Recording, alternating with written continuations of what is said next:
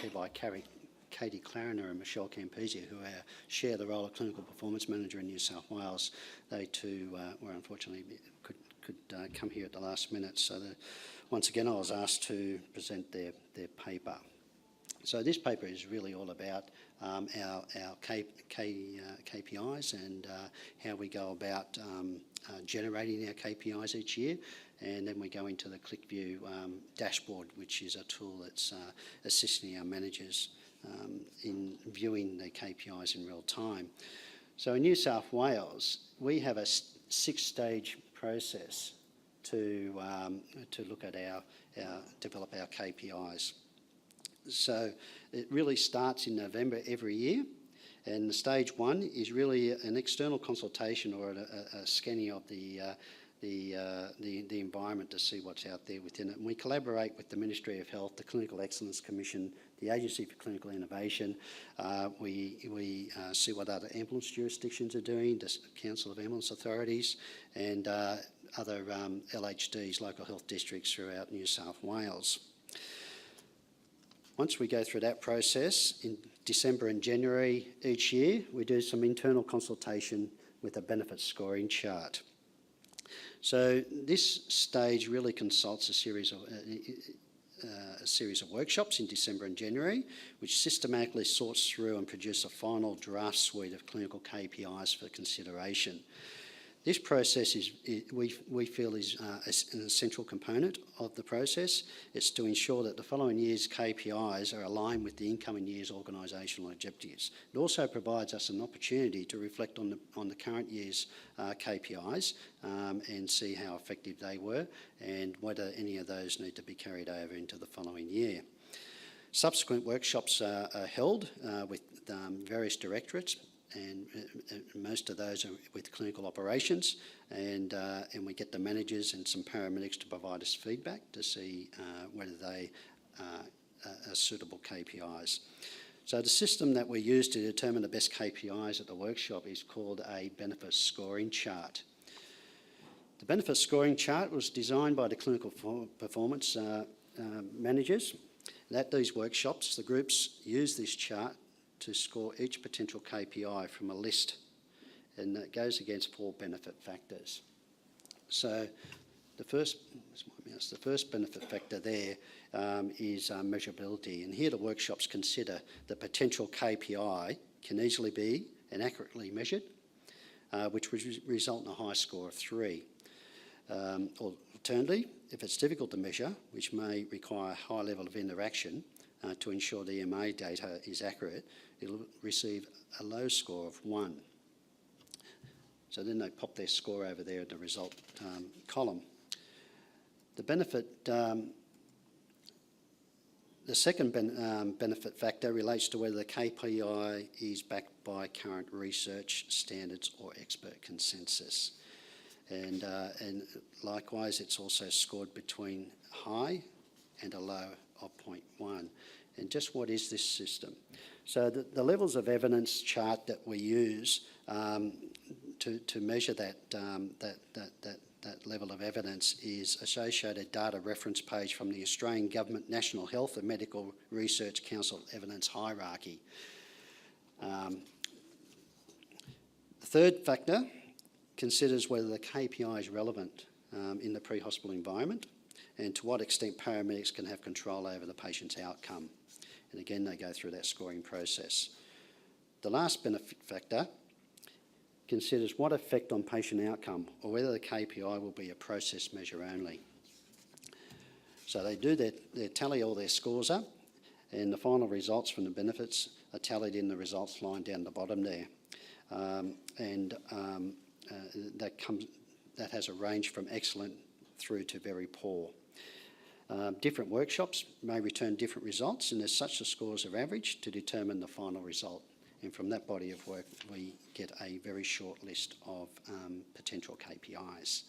The third stage occurs in February, where the first draft consultation occurs. And we submit what we think are the appropriate KPIs to our Business Information Unit and they do a test on the feasibility of the queries to support the KPIs, and they'll provide us feedback on whether that can actually be done or we need to go away and tweak the KPI.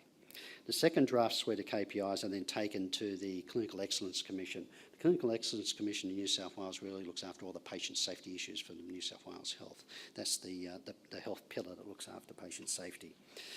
And we consult them, and they provide advice and they provide some robust feedback to us, and we take that back and we review and make what tweaks we need to make, and then we'll send the final draft of the KPIs to the Ministry of Health for the same sort of rigour. We'll have a discussion with them, they'll provide us some robust feedback, and eventually we'll get to a point where it's agreed on a suite of KPIs. So in March every year, the determination of the recommended targets happened. The Business Information Unit will run the queries once again, or what we think will be the final KPIs, and not just the KPIs, but the service measures that we will monitor internally, and that they do that against the current year's performance, just to see, to provide us a snapshot of whether they are really valid KPIs for and service measures for the following year.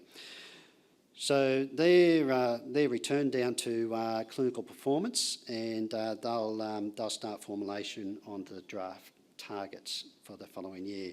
So the KPIs and draft measures, and draft targets, and then presented to the Clinical Excellence Commission once again, and we seek their feedback and some direction on whether that's an appropriate level of the target, and then we'll finalise all those targets. Then stage 5 in April, May each year, it's the predetermined KPIs and derived targets are inserted into the draft service level agreement with the Ministry of Health. Any additional feedback and advice that they may provide us, we consider that and tweak whatever we may need to tweak, and then the completed and signed off copy of the service agreement is received by New South Wales Ambulance, thus confirming the KPIs and the targets for the coming year. In stage 6, we get business improvement to run the reports to check the results for accuracy, and amendments are made in consultation with the clinical performance team, and you can see there's quite a lengthy process there. And then a bunch of promotional material is developed. Clinical performance, they design and distribute a poster, quite a large poster for every station. The top half of the poster has our reportable KPIs to the Ministry of Health, and the ones that the executive and the CEO are measured against and the organisation's measured against.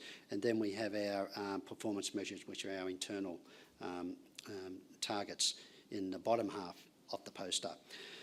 They also developed a reference manual, and it's quite a comprehensive manual, and that's used to provide our staff more guidance on what they need to do, and we take snapshots of the EMR areas, and we point to exactly what fields we want those paramedics to ensure they fill in and complete on their EMR, so that we can collect the data on those particular KPIs. Every station receives a copy, and most vehicles carry a copy of this reference manual with them in the vehicle. So there's the top half of the KPI poster.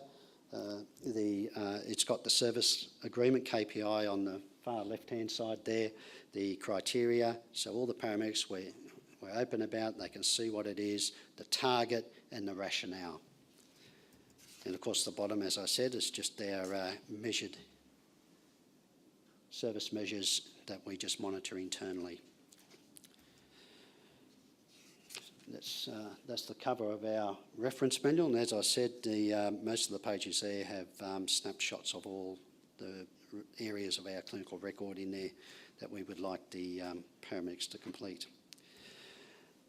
Then we move forward to last year, 2017. Measuring our KPIs has always been a challenge for us in New South Wales.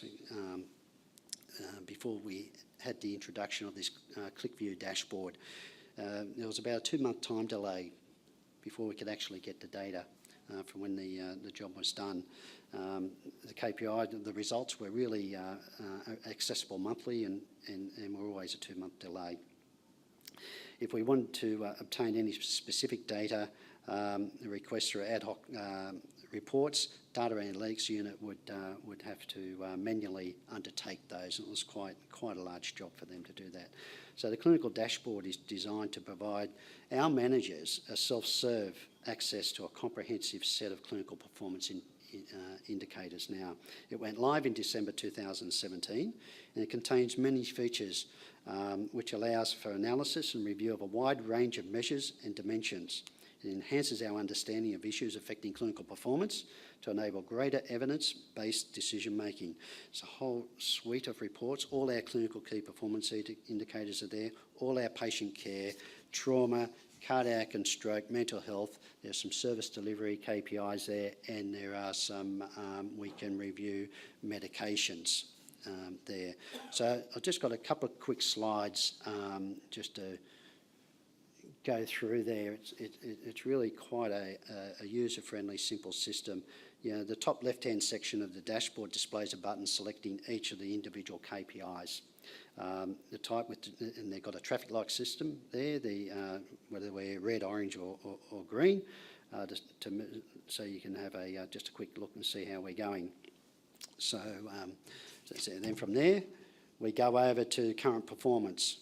And this is shown as an average result for the current selections, which is displayed on the top centre screen. The current financial year or current month can be selected with buttons at the top of the page, and filters can be applied. So these filter buttons, they allow expanding and collapsing a range of available filters to enable the selection of specific view of data and perform specific analysis of activity. All charts have direct drill down capability for their particular hierarchy, so we can check the protocol, the medication, the procedure, assessment, patient observations, case details, and the date of all the jobs. When chart 1's enabled, the financial year by month comparison button is selected, and it pops up on the screen, and it'll display the selected KPI results for the financial year by month, and provides a comparative results in relation to the target, which is the green line, and a 10% below the target, which is the red line. When chart 2's enabled, the last 12 months comparison button is selected. This will display the same as what the previous table, but for the last 12 months comparison. Likewise, this table, when chart 3 is enabled, it looks at the weeks comparison. It displays the same detail what was on the last 2 screens, but by the comparison by weeks. Chart 4 is the staff station hierarchy. You can drill down to staff station hierarchy. We'll display activity undertaken by staff at the various selected groups. In New South Wales, we have sectors, zones and stations, and for a designated date range, and we can drill down on any one of those 3 there. Chart 5 is the KPI protocol usage button, and we can drill down on the protocol usage button, and it'll display what protocols by count were used in the cases analysed for the specific KPI for the designated date range. Table 1 just outlines the KPI, shows how the KPI is calculated, including the denominator and numerator, and the numbers of compliant and non-compliant cases. So I'll just quickly go through the compliant cases there. You can click on the compliant case button, and this will come up and it will show you the EPCR ID, case date, case number, master incident number, the fleet unit number, staff station, and even the officer, the paramedic's name is displayed in that. And then the last slide there, we've got just an ad hoc table that we can punch in. You know, the possibilities of the Qlikview is amazing. You know, we can just really put in whatever parameters that we want, and we can get real-time data. This is updated daily, and so on this particular case here, we're just looking at the medication droperidol with the final GCS score there. Other options include we could drill right down to IV attempts for the paramedics, which is also very useful for us when we're analysing the performance of an individual paramedic. So there's just a quick snapshot of how we go about the process of developing our KPIs in New South Wales Ambulance and the benefit of this new tool now, which we're all trying to get our heads around it. But it's the more you use it, the more we like it, and it just gives us that real-time performance data. Now it's only down to manager level at the zone level at the moment. There will be plans to take it down to station manager level and then down to paramedic level. Those steps will take probably another 18 months to finish. So, thank you very much.